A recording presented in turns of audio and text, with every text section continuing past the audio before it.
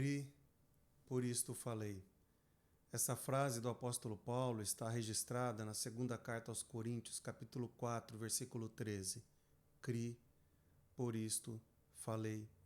A verdade que dominava o coração do apóstolo definiu o seu comportamento, definiu as suas atitudes, definiu as palavras diante das situações difíceis que ele enfrentou. Cri, por isto falei.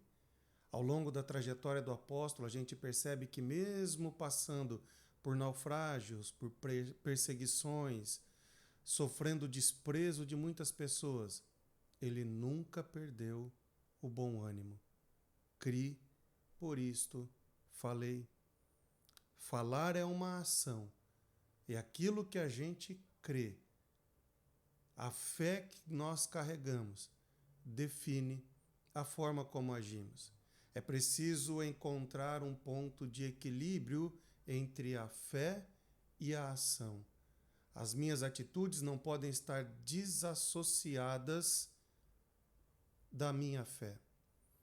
Conta a história que um viajante precisava atravessar um rio e, chegando o barqueiro, ele entra no barco e dá uma olhada ao redor e, não contendo a sua curiosidade, pergunta para o barqueiro a razão pela qual ele colocou o nome nos remos, bem peculiar.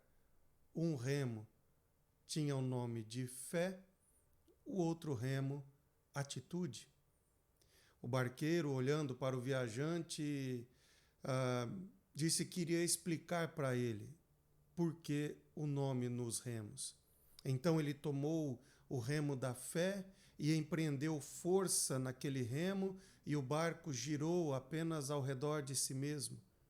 Então ele parou de remar com o barco da fé, pegou o remo da atitude e empreendeu força, o barco também girou ao redor de si mesmo. Depois ele pegou com as duas mãos o remo da fé, da atitude, e conforme ele ia remando, o barco ia se movimentando. Fé e atitude. Aquilo que nós cremos precisa definir a forma como agimos.